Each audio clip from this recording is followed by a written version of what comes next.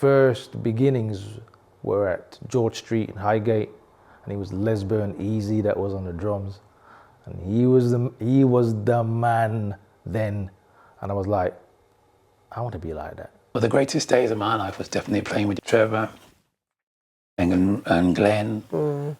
We formed Shiloh Band. Shiloh Band. Shiloh Band. Shiloh Band. Shiloh Band. Shiloh Band. They were my brothers, so we had this bond anyway, and then when it merged into this musical bond, it was time. It was time. Great days. Great days. Somehow, I start to hang out with them guys, just as almost like groupie style. I think I just found they were great company to be in for me, and they were excellent at what they were doing. And what was unique about this group of guys, they were more than just musicians. So even though they were great when they picked up their instrument, they were keen to make sure the sound was right. So we had our own PA system. And this was all led by Trevor, really. So I think he started to learn about speakers and the importance of projecting the sound and, a PA system, microphones, how to project. And he started to really share that with us. We tried to get it right, because I always remember years ago, somebody coming to watch Spiritual Rhythm. It could have been this guy, because they wanted to take it further. And they says, you're all good musicians, but you're not playing together. Do you know what I mean? I always remembered that. So you need to play together. So our motto for Shiloh Band was simple but effective. Yeah. Do you know what I mean? So give room for another musician to play. That's right. So it all fits as one. That's right. Shiloh Band. So just to show how much we wanted to work together, Prophecy and New T formed a group, or they formed a group and they pulled in some New T musicians, and they got New T BVs. So there was, yes, I felt so sweet, you don't understand. I remember. The band was made up of not only Trevor, Glenn and Lesburn, but it was also made up of some New T guys. So you got to imagine, we were Prophecy guys, but we appreciated the giftings, particularly the keyboard players within New Testament Church of God. So the keyboard players that played for us was Fitz McIntyre and Gladstone Wilson. I was approached by Trevor Prince, the late Trevor Prince, to sing with the Shiloh Band. Trevor worked next door at Digbeth police station. Gladstone worked across the road, and I worked at Allison Street in a warehouse. So Trevor actually used to spend more time where I worked, and Gladstone did, with discussing and about the projects, music projects we're going to do with the Shiloh Band.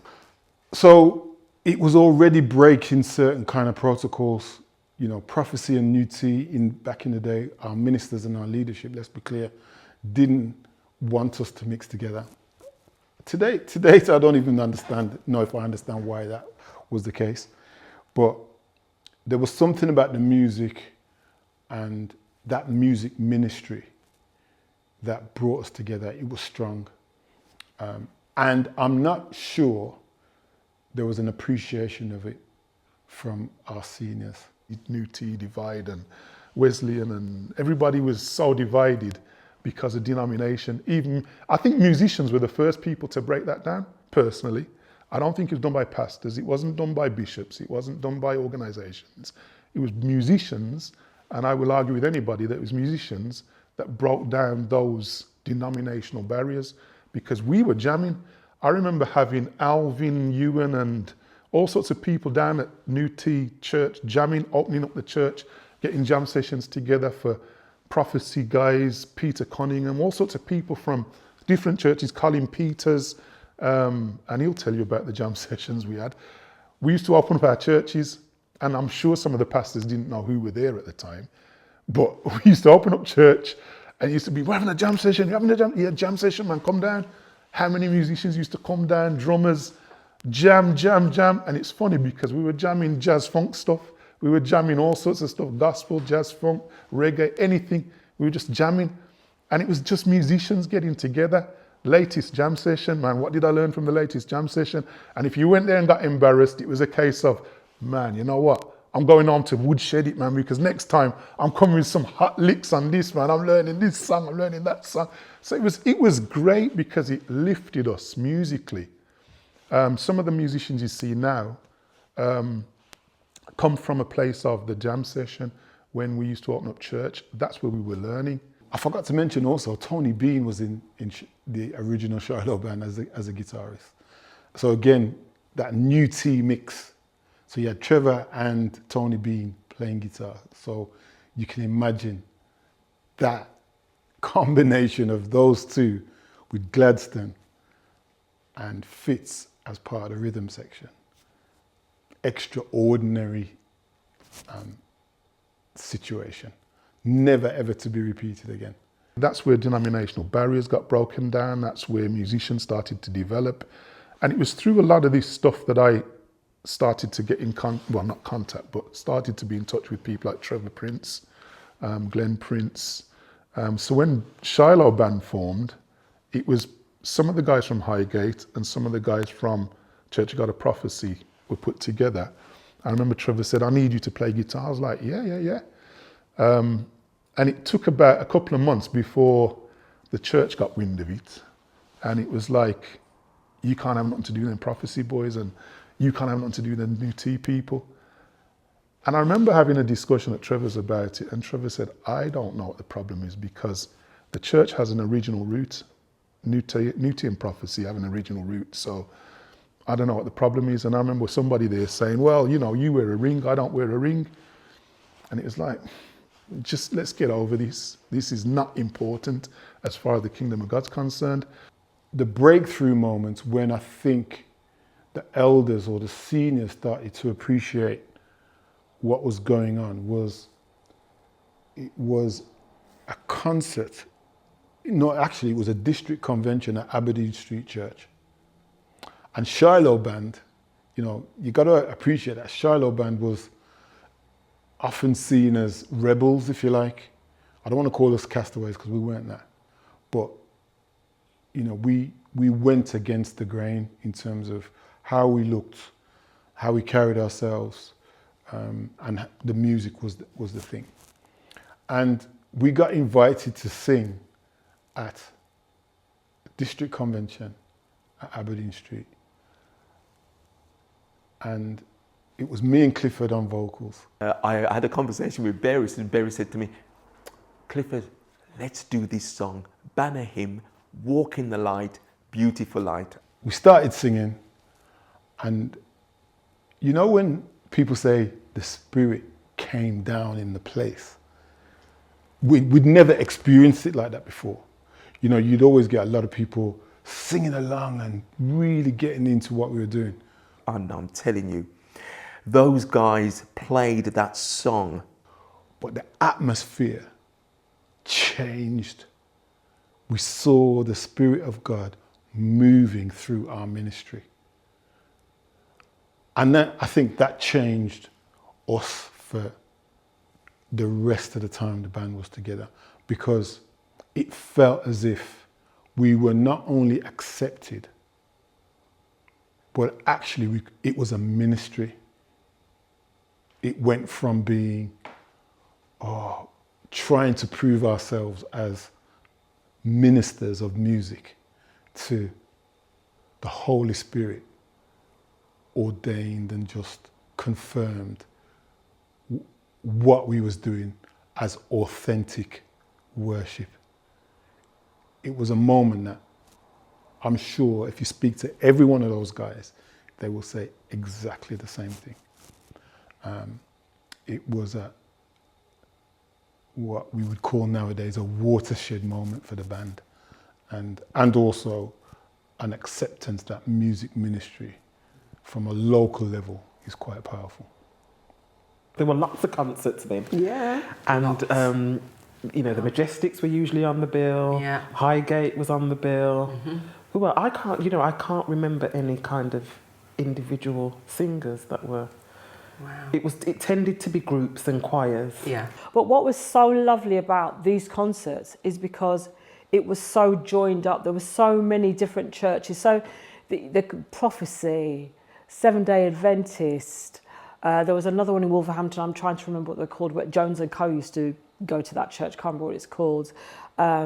Apostolic, New Testament Church of God. There were so many, and we were really, joined up in that way. It was great, really great times. And the choir then was the Majestic Singers, and they were phenomenal. Heading into probably 1980, 81, the leader of the Majestic Singers, or the manager, Brother Justin Lewis, he had found out from my mother that, I could play the guitar. I must admit I wasn't a very good guitarist. I knew the 3-chord trick and all of that, that my dad had taught me.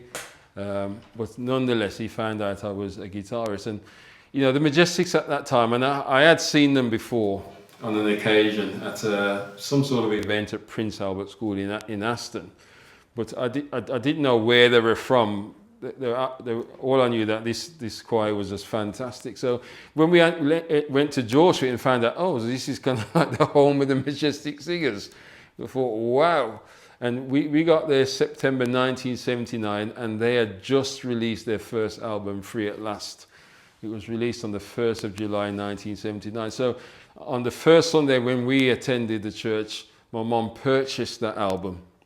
And we brought it home and we listened to it and we thought, this is absolutely fantastic. I think we played it umpteen times every day for that week. And we even said to our mum, when we go back the next Sunday, we're going to buy another one of their albums.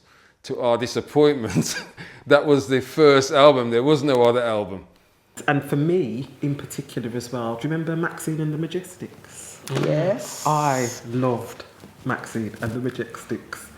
They were from New Testament in Handsworth, and they did an album. What was that album called? Master. And there was a track on there called Master, and I was Maxine again. Not only was I Danny Bell, I was Maxine. Yeah. I loved that track. And I think that was what it was tracks like that I used with kind of iconic women, like some of the Clark Sisters stuff that really kind of helped me to kind of form my own vocal style. At the time, very modern, cutting-edge songs. They didn't really do like the Southern American kind of songs. They did God Is and they did Free at Last. And Maxine Simpson at the time, she now Maxine O'Connor, I think, when she got married. But she was a songwriter, so they wrote some songs, they sang. Stephen Thompson, they wrote songs and sang. So they had some really very modern songs that they did, very influential. And it was I don't know if they call themselves a choir, they just call themselves the Majestic Singers. They wouldn't say they're a choir. But within that group, they were just phenomenal. There was Mark Lewis, who had a phenomenal voice. There was Maxine, I mentioned. Carol Riley had a great voice. I learned from Carol Riley. Really? Yeah. Carol Riley from the Majestic Choir. That girl could ad-lib, and I used to listen to her intently. She was just a genius. She was an absolute genius. She was a genius. It was so intelligent the way that I used to listen and copy, and absolutely. Yeah. I remember because so I was from Nietzsche's choir. Never mind. I know. Somebody had to. We had our week. In fairness, we had our week. I think, to be honest with you, some of our growth was about. It wasn't so much a war, but we ended up being at a number of events that Majestic Choir were at. And so we developed really good friendship, and it helped us to tighten our own sound. And I think that happened almost individually. As we befriended people, we listened, we learned. You did become stronger. And I have to agree with you. Carol Riley is just simply one of the best. To be honest with you, absolutely. I used to love hearing them sing. To be honest with you, the song that I love the most will come back to me in a moment. But bless our Lord. Do you want me to name some of them? They did some. The sun will shine. That's the one. It can't rain. I know the Lily Bean. All the clouds away. Yeah. Oh man, absolutely superb. Yeah, Absolutely. soon have to pass away. Yes, to pass away. Listen. Discipline, man. Discipline. Don't mess about. I know the ad-lib to them songs. The routine was we would rehearse every week at George Street Church. I remember we had our own music room where we had our own PA system and instruments separate to the churches. So we had our own room and all that was locked away. So we had to go up early on the evening, get our own gear out, drums, amps, everything, have it set up. Then the choir would come along. We'd have rehearsal, then we'd pack it all away. And then we would just be told, you know, this Saturday we are going to place X. It could be anywhere. It could be in London, could be in Gloucester, could be in Manchester. And I mean, we hit the road hard. You know, we were out literally every Saturday somewhere. For me as a youngster, you know, 15-year-old or so, it didn't really matter to me where we were going. All I had to remember is that this Saturday we're leaving at 10 o'clock or 11 o'clock or 1 o'clock. And you just go up to church, open up the music room, and then all the PA, we traveled with our own PA and backline, and all of that went into the boot of the coach. So we were dressed in our jeans and T-shirts. Then we would land wherever we were going to minister. We'd have to take all that stuff out of the coach, set it all up, do a quick sound check, and then we'd have to change off, you know, into whatever we're going to be ministering in, you know, which varied from time to time. So the ladies had, you know, dresses and so on, and we had, you know, whether it was a blazer or whatever, you know. And then we would minister, and then following that, we'd have to change back into our jeans and T-shirts, break down all the gear, pack it back into the boot of the coach, travel back to George Street. When we get to George Street, we have to unload it out the coach, back into the music room, and then the coach would drop some of us off near to where we live, or we get a lift home. And, you know, we could end up arriving back home in the early hours of Sunday morning. But we had to get up then still to get to church in time for Sunday school and for service on Sunday morning. So that was the routine at the time. And what I remember is it broadened my experience in terms of the kingdom and church, because much of what we were doing at that time was outside of the black Pentecostal or black majority church circles. So, you know, Elim, Methodist, Anglican, and so on. We spent a lot of time ministering in those circles. And I also learned a lot from that, because you got to see ministry, you know, and diversity in terms of ministry being delivered. So sometimes it would be a concert type of event. Other times it would be more like a service type event with a speaker. And you get to hear people who are preaching the word or sharing the word, not in the style that we were used to in New Testament Church of God, which not for everybody, but for a lot of people was quite animated and, you know, raised voice and walking around. And I remember listening to some people and thinking, wow, I did not understand that aspect of the Bible at all. And these people were just kind of like standing still, calm, sharing the word of God. So it kind of opened me up to the diversity then of the kingdom of God, and an appreciation that the kingdom of God is wide and varied. There was Highgate Choir as well. That was, remember we used to follow them around, go to all the concerts. A few miles away, the Highgate Gospel Choir. And so they did more of the Americanized kind of James Cleveland type songs, you know, and they were great to listen to. Pam McIntyre was conducting the choir. That's where Gladstone was playing keyboards. Pam's brother, is it Fitz, who was part of Simply Red, one of the founders of Simply Red, McIntyre. And so that's a choir that were really great. And then we had Kojic came on the scene, you know, and they were like gowns and dancing and moving and stuff. So they were like interesting kind of choir.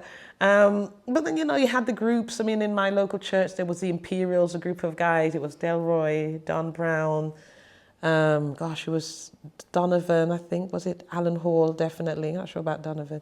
About 4 or 5 of them. And they were like the kind of, we said the boy band, but they just really great the way they sang.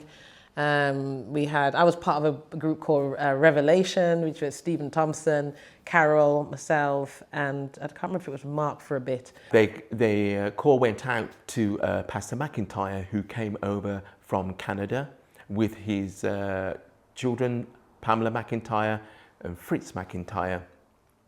And they were instrumental in putting together the Highgate Gospel Choir. Our church, BRAP, was New Testament Church of God, and we thought we were the team, the whole team, the ones. Okay. We were kind of. So I'm just putting it out there. I'm not saying we were. I'm just telling you what we felt like. So we walked with pride, with our no ears ring. Oh yeah. And our hats, our berets, and our little whatever it took. Hairnet. To look cool. So Newty, Highgate district. We lived in Small Heath. We were part of a district called Highgate because Birmingham was split into two districts, Handsworth and Highgate. So we were south, I think they were north. And we would do competitions and concerts and stuff. So Gospel Harmony was coming through the ranks in that way for some years until I was about, I think I hit that about 10, 11, 12. And by the time I was 13, then Highgate Gospel Choir was formed from a couple of district groups. Which consisted of family members, really. You had the Jacksons family, the Campbells family, the Martins family, the Baileys family, the Minto family, the Lawrence family, the Thompsons family. All these were families that came together, who sang together on the district. First of all, they sang in the district choir, but then they chose individuals from the district choir to form the Highgate Gospel Choir. Because you know why though? Why that happened? That happened because quite a few of us were not saved and we were bad breed. So they were having us sing because that's the only thing that kept us behaving ourselves in church. So it stopped this was the logic. So Winston's dad came and took over our church, and Winston was amazing. She's our big sister till this day. And what she wanted was to unite all the young people. So she got another church and our church that were put together, became Munt Street. Small Heath and Saltley became Munt Street. And then we were based in Small Heath, so we still thought we ran. Yeah. So we were in charge of nothing, but we felt we were the bees. So Winston came and united us and put us together. We became, what was that group called anyway? I don't know. Which? Well, she tried to put Gospel Harmony with the Saltley lot. It didn't really work. So, yeah. I don't remember fanning. We kept on. I don't remember fanning to that. We kept on fighting, basically. I mean, proper. See you outside. Growing up. See you outside. Offering each other out and that. See you outside. What you looking at me for? What? You still outside? Just finish singing and bring down the Holy Ghost, you know. Oh my king. Anyway, I wasn't saved, so it was okay. So that's what we all used to do. And then one by one, we'd be having practice in our dining room.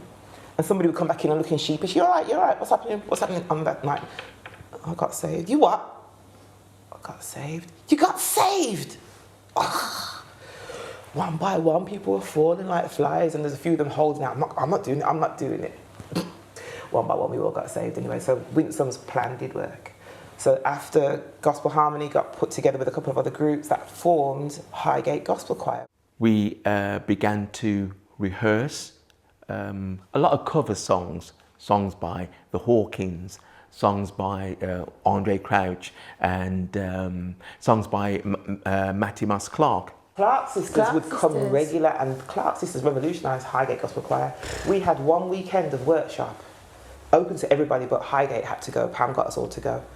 And I'm telling you, we found our belt. So belt is a way of singing, and singing with full voice. So I don't know how we sang before that, but after that weekend, we were just on a different level. And that's when Highgate really took off. After that weekend of experiencing Matty Moss Clark flinging her flannel at one of our singers who wasn't reaching the right note. Who was it? I can't say. But he's a pastor now. Okay.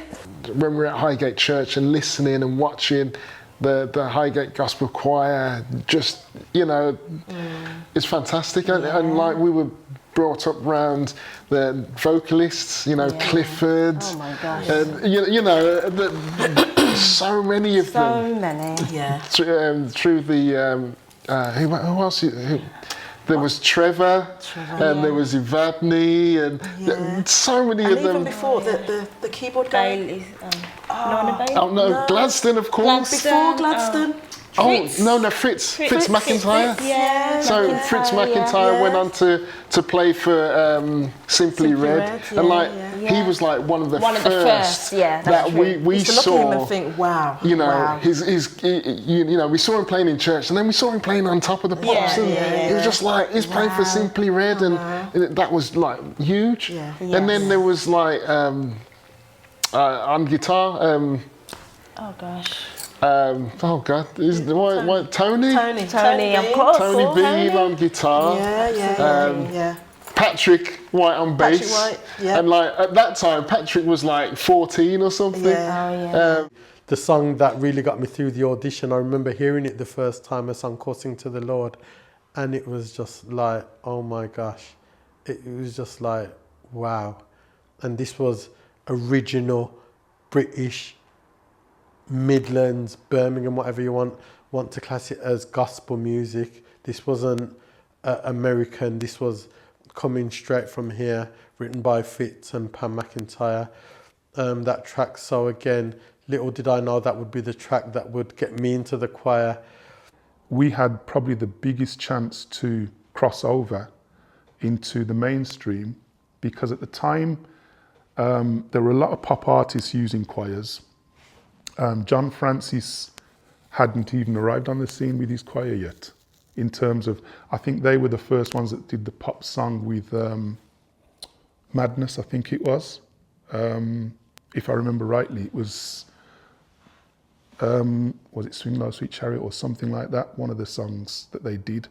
But they did a pop song, and they were in the video with Madness. Approaching the church at Highgate, we saw there was a Rolls Royce parked outside. There was a white gentleman when we went into, we just, a little side section of the church, because Highgate Church was massive. So we were just in one section of it where we do choir rehearsal. And then a white gentleman was sitting at the front with Pam, the choir director, and another gentleman by the name of Labby Sifri, who played us a demo of a song called Something Inside So Strong. At the time, it was a very rough demo. I was used to hearing polished American stuff. So to be quite honest, me and my friend Stephen, we were laughing at the back and saying, oh, this is Windrush and stuff like that. And we were being naughty little boys, basically. But yeah, next thing I knew, a date had been arranged. We went down to London. Because every time I go down Kilburn High Road, I remember it was off there, so I'm always thinking that's the studio was down there somewhere. Went in. Junior was there, the drummer, because he lived in London. Fitz McIntyre was there, so maybe the hookup probably by then would have come via him, I don't know. But obviously moving in those circles, and we recorded the background vocals, and so my voice is on that iconic song. And not a lot of people know that it was Highgate Gospel Choir, because at the time we didn't know a lot about the music business, and nobody really wanted to sign a contract as such. But you know yourself how big that song is even today, and being sung by lots and lots of people. If we knew what we know now, if we knew that then, we would be wow, doing a lot more than what we have done today. That was my tension with Highgate. It was that thing of stepping off and saying, can we make a career out of it? And nobody saw the time that we could. When the Labby Sifri thing came up, Something Inside So Strong, that's why we probably didn't get the business side of that right, because we got a fee for it, and that was it. Labby Sifri took the song. It's now one of the most played songs on radio. Nobody knows that Highgate even sang on it. But even before that, we were doing TV stuff that the BBC was asking us to come and sing on. And I remember having a meeting with the BBC at Highgate and them saying, well, we'd like you to be the go-to choir to basically use you for all of the stuff we have choir work for. We'd like you to be the first call. And we had a vote on it. Most of the choir were like, oh, I don't see this as a career. Can't commit the time to it. In my head, obviously me wanting to break into mainstream music and do music professionally, it was like, oh, this is such a chance. We could cross over. I mean, all the people like Michael Bolton were coming over and using the choir. Top of the Pops always had choirs on. We were doing certain TV shows, but I think the choir wanted to limit it to as many as they could manage. They didn't want to push themselves too hard with it. And I don't think they saw it as an opportunity. They just saw it as something of a distraction from what they really wanted to do with church concerts. With the High Gospel Choir, we recorded an LP called Oh, How Good is the Lord. Now, from the documentary and from the lavish-free exposure, the Light label approached us and they put up all the money for us. It was recorded at Wandsworth Civic Centre. And also the supporting group was the Merry Bells, because they were doing their live recording as well. So the Merry Bell Choir and High Gospel Choir did their live recordings on the same night. And that was absolutely amazing. Fritz had written a couple of songs on there, Calvary, and also When I See the Blood, and Glory to His Name, he also wrote. And then Gladstone Wilson wrote Oh, How Good is the Lord. And I believe Trevor Minto, he did write a song on there. Don't quote me, but we've written quite a few songs. But that is now available on YouTube, if anybody wants to have a look. We sang in what they called the mass choir and the National Youth Conventions back then. And those were actually brilliant, brilliant days. I'd say those were my formative years and training in terms of singing from song sheets with music on it. And because as a choir, we were getting more proficient because the music was complementing what we were doing, then my mother, again, who was out of her time, pushed the boundaries. So a little church, backwaters in Wolverhampton, we had a concert at the Wolfen Hall. Town Hall. Yeah, I remember that. And Trevor and the band came to play. And I recall Les couldn't play for one of the concerts that we did. And Ray had to be the drummer for us. But he had to come to practices anyway. No choice. The brothers had no choice but to take him because Sister Prince, their mum, Frances Prince, wouldn't allow Trevor and Glenn to go without taking Ray with them.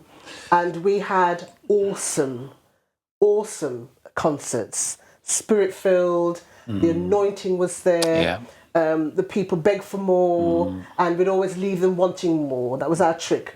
You always finish on a high note, knowing that people want to come back to hear you next year. And obviously in between, we'd sing at other people's concerts and so on. But annually, we'd have our own concerts. So we became proficient, and clearly, you can imagine this being replicated at each of the churches around the region, Dudley, Small Heath, and so forth. And then the choirs, and what was born out of the choirs was groups. And then we'd sing Clark Sisters songs or Barrett Sisters songs, so that as smaller chorales, we again began to develop our skills, and out of that came True Vine, as Les was saying, in Dudley, and so on. And then all of those choirs, when Pastor Matt gave us the green light, came together as a mass choir, the Birmingham Mass Choir, Church of God of Prophecy.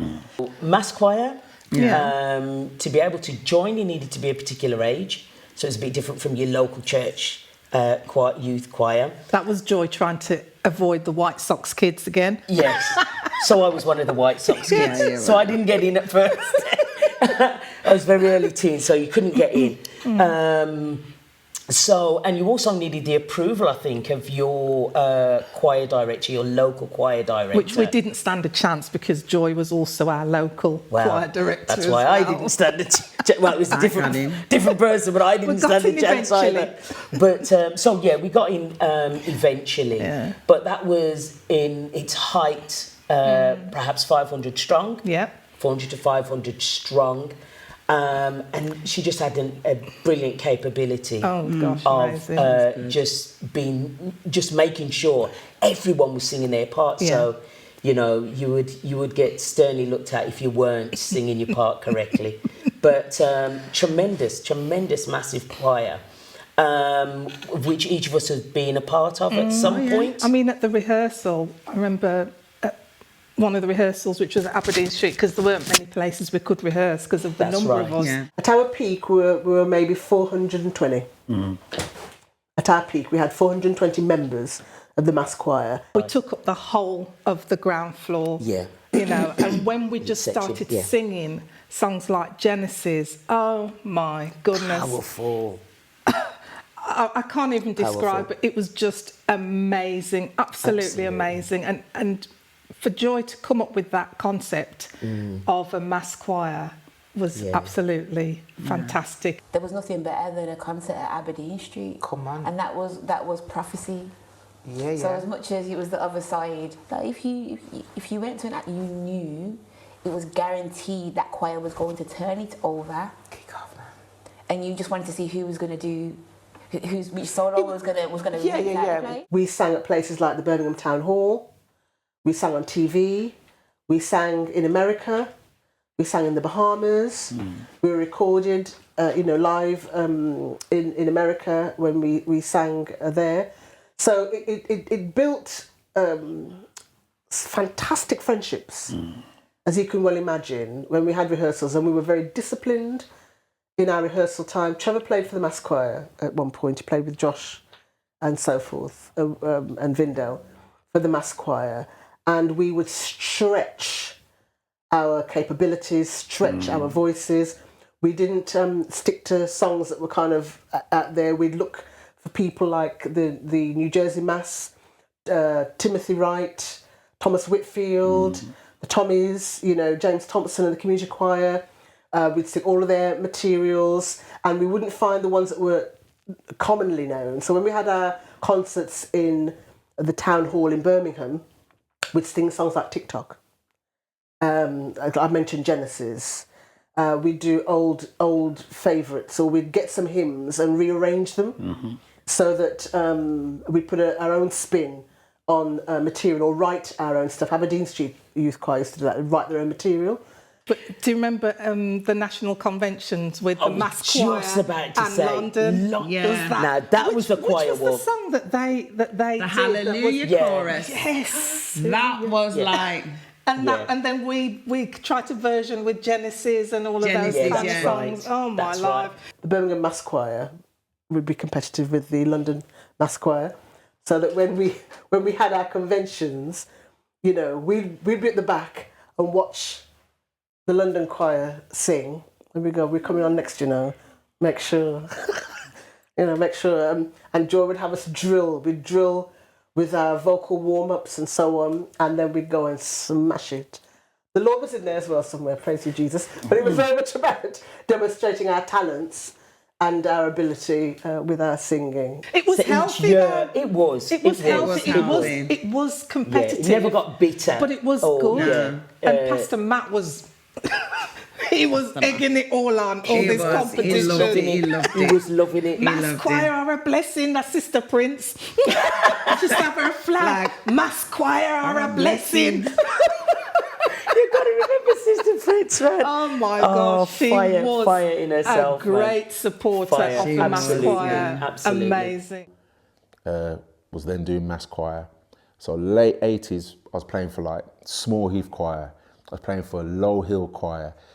Didn't play for Farm Street. They had their musicians. I played for, I'd go to, it was mass choir. I played for Church of God of Prophecy National Youth Choir.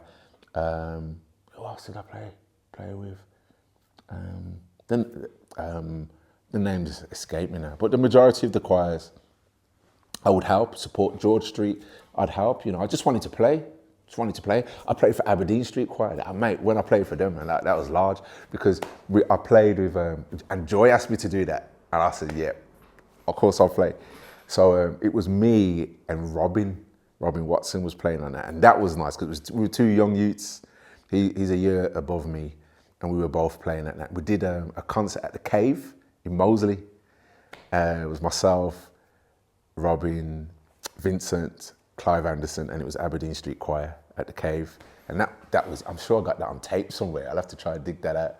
But that again, it was a great experience to play, and I was very humbled because you're playing for these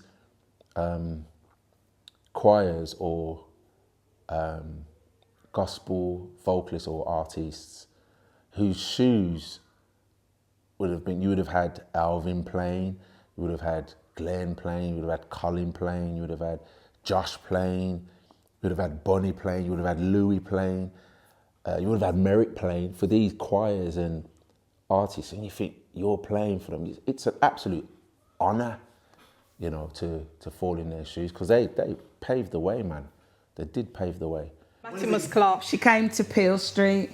No, she came to Aberdeen Street. Yes. And in them days, we were still no jewellery, no makeup. So in walked in the Clark sisters, right? And we were like, them not saved, them not saved, them not saved. That's what we did. We were really cold. Very with them. cold.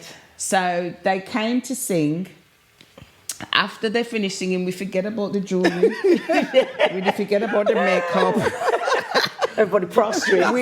Yes, because we embraced them. We never cared. They were saved as far as we were concerned. They were the only ones that could be saved that could wear jewellery and makeup. Yes. And that was the Clark sisters. But it was a very clever ploy with them because if they could crack Peel Street, then basically...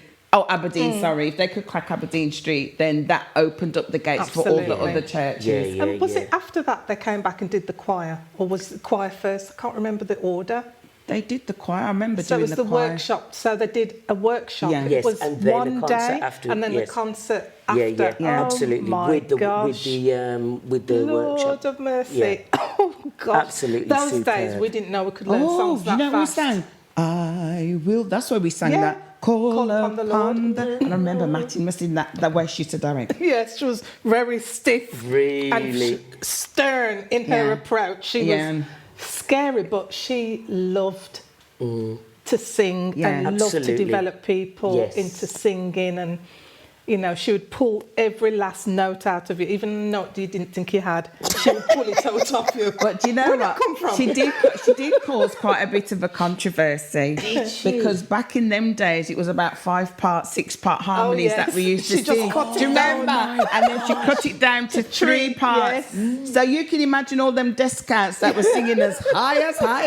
Yeah. And they say, I feel as though I can't worship. I remember one of them told me, I feel as though I can't worship. I can't express myself as I used to because I couldn't sing all them high notes. Oh my God. So she changed the way that we sang in England to the 3-part harmony. Remember, it was bass and descant and the soprano and the alto. And it never even blend so well. But that's all we knew. But when she came, she taught us delight. She gave us delight. 3-part harmony. Jesus is the light of the world. She taught us that one as well. I love that song. Walk in the light, beautiful light. I'm trying to think of a song that we used to sing. I don't know exactly how sweet heaven will be. I don't know what beauty or what glory I'll see. I don't know what I'll behold that morning divine. Know for sure that heaven's really gonna shine. Heaven's gonna shine. Heaven's gonna shine. So those were like the earlier days in terms of the styles of songs, choir songs that we sang. Yeah, Marybelle Choir was made up of the young people from our church, from all over the country. So what would happen is we would be told there is an event in London. So the people from the north would come and meet, say, the coach. There'd be a coach from Birmingham. They would come down on the train or whatever, meet the coach. Or the coach would leave from Manchester, bring them down to Birmingham. We would meet the coach. So there was a lot of traveling. That's why I don't like doing too much traveling now, because I slept on people's floors. I've done it all. There was not a lot of hotels at that time, so it was more a case of sleeping on trains. We would do things like they would have concerts booked on a Saturday or Sabbath for us, and then on a Sunday sometimes, and we'd get back to Birmingham at probably 6 o'clock in the morning on Monday morning, and then I'd have to get changed, and by 8 o'clock be going to work. But that time I was quite strong, so, you know, I could do that, but I don't think I could do that now. Yeah, so we were a composition of people from all over the country, all the talent from the country, and anybody who really wanted to sing, express themselves in that way. And it was a good way of actually galvanizing the young people in our organization.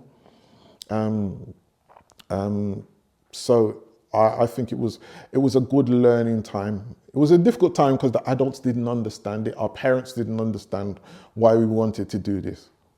You know, so we did get some opposition at times. We had a fantastic time being the singing stewards. We travelled the world. We met some amazing people, sang with some amazing people. We happened to be singing in church one Sabbath, which is Saturday Sabbath. And there was a visitor at church. He was from the BBC. And they were looking for a family group to perform in a programme that they were doing. And it just so happened that somebody came to the church, and then they told him about it. He came to the house to talk to us and to see if we were compatible with what they wanted to do. So he had to be, when he came, my mum took over then, because she was like our manager. She, you know, organised everything. And they spoke. And they wanted, it ended up with us doing, I wasn't in the group yet, I was too young, but it ended up with the others having a series on BBC at the time. And I think, was it called Mr. Noah and his boat? I can't remember. But if you go back in BBC's archives, it's there somewhere. There was that one, and there was also the Colony. There was a documentary, The Colony, and the group again was heavily featured there. And they actually interviewed my mum, so I've got her voice on record, and that for me is wonderful. Then in the early 80s, late 90s, early 80s, we started going further abroad. Germany was somewhere that we often visited. There's a festival there called the Kirchentag, and we were invited to come and sing at the Kirchentag. Thousands and thousands of people.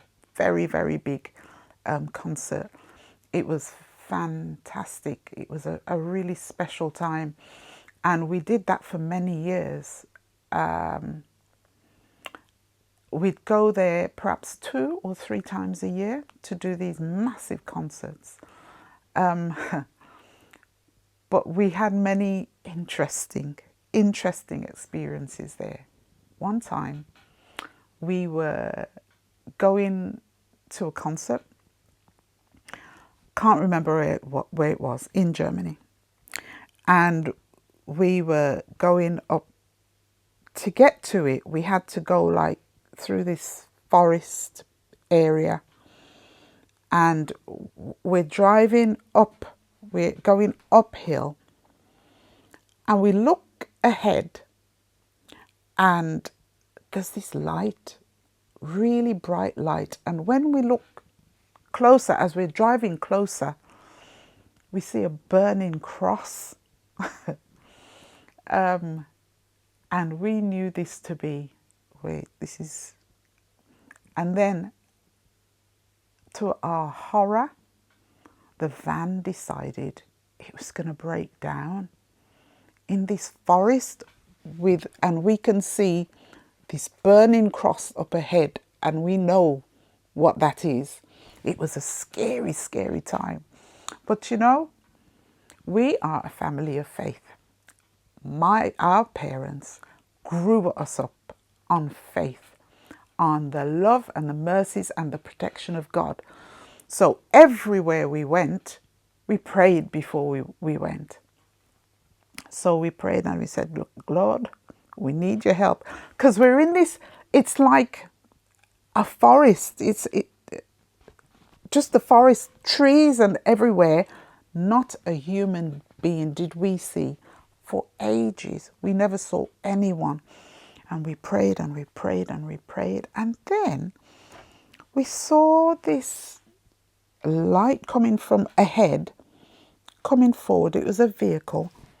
And this, he was like a ranger, a ranger. And he came and at first he was speaking German. We said, no, English. And he said, do you need help? Yes, we needed help. And he was the one that led us out of this place. He took us to, we kind of went off-road and he led us to like a hotel place, like a stop place, you know. We turned around to say thank you to this man. Was there any man there? Did we see anyone? Right. We weren't insular.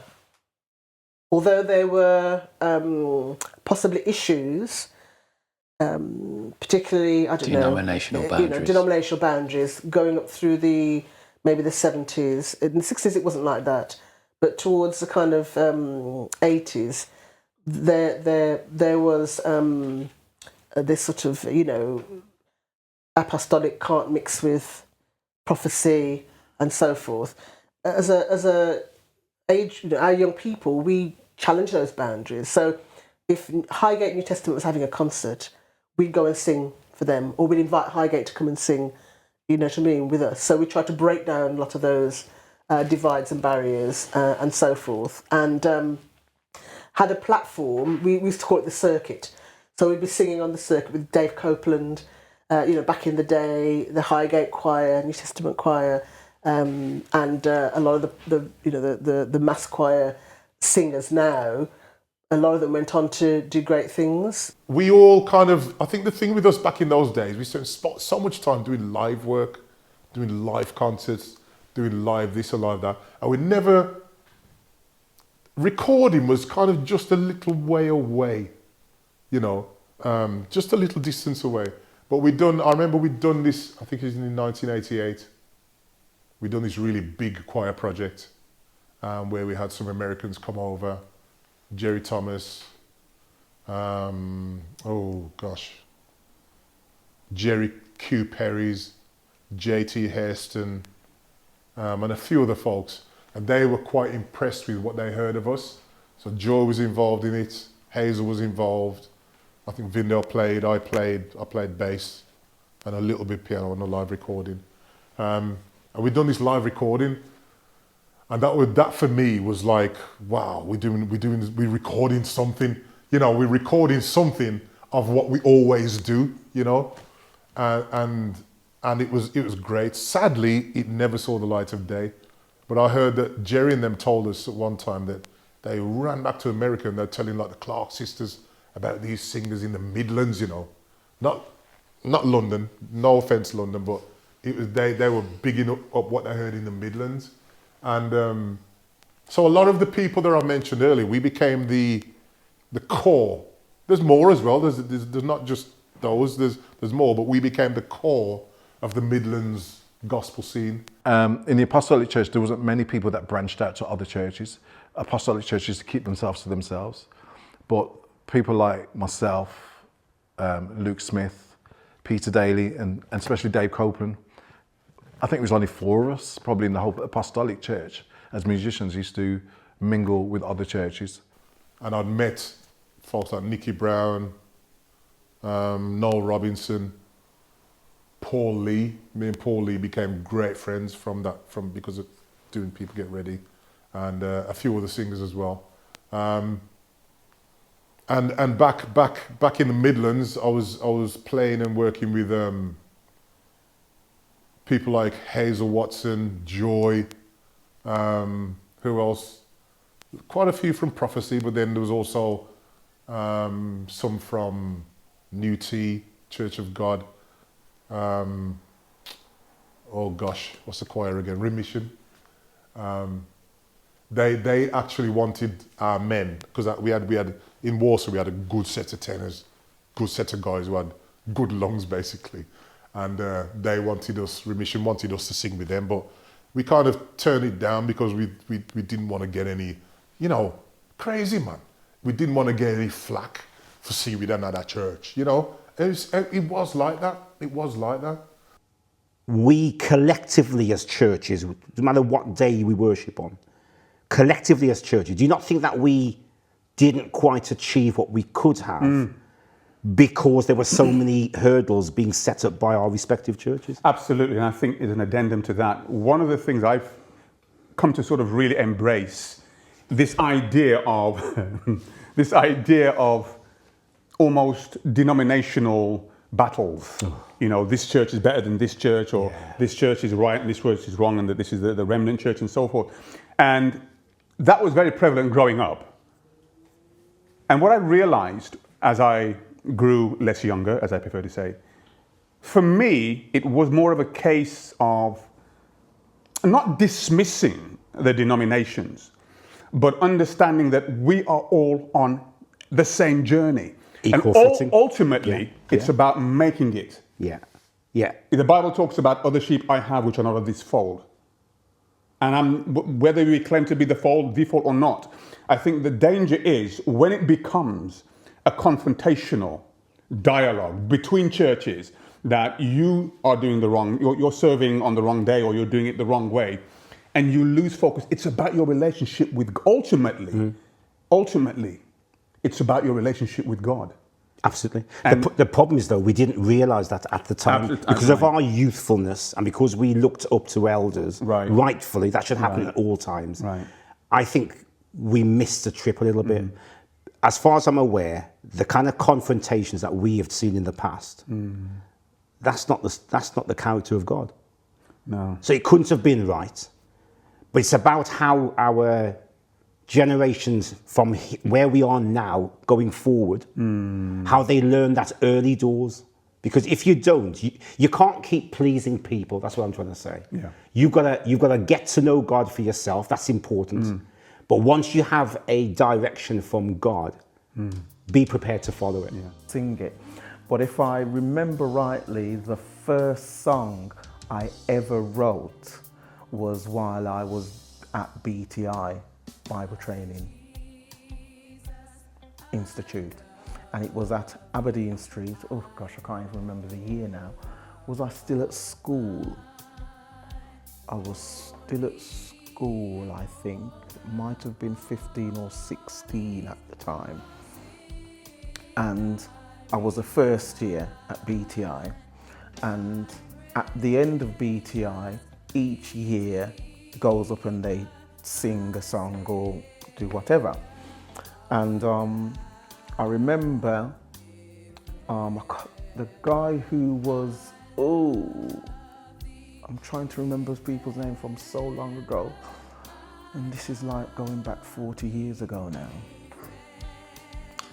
I can't remember. I remember the lady who was the director, because I was,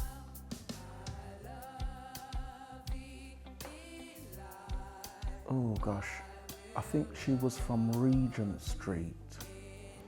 And I took it upon myself to write a song called We Are All in the Army of God. And I presented it to her and this guy, and they said, okay, yeah, let's do that. So we learnt that, and that was the song that we sang for our first year.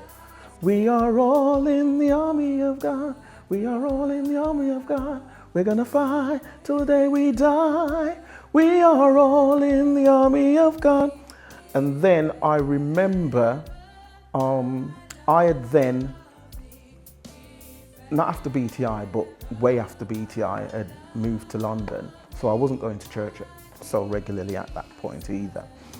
And I was at a convention, and I just remember the young, I think it was a Gleaner, and this was District 4, because it was at Aberdeen Street. The song pops up, they started marching into, we are all in the army, and I said, oh, they're singing my song. And I thought, okay. But I didn't really think anything of it at the time. And it's only then when I saw the program and I saw Artist Unknown, and I thought, huh? They don't know that, because they must have remembered from BTI, but, you know, such is life. It's just one of those things, it happens. You know, I'm not gonna get bitter about it, but, you know. And I know that people have been searching for the verse for it, because people said, there is verse, there is verse, there is verse, but they don't know, but I still remember the verse. It's up to us as God's children to go out into the world and preach His word. For everybody has to know it's the word for one and all. And we as God's army, we're gonna let the whole world know we are all in the army of God. So that was the first verse. There is a second verse, but yeah, so hopefully people will listen to see this and see the true person who wrote that song. But you know, I don't mind. It's there for everybody to sing. It's uplifting our Saviour. So, but yeah, that's the story about we are all in the army of God.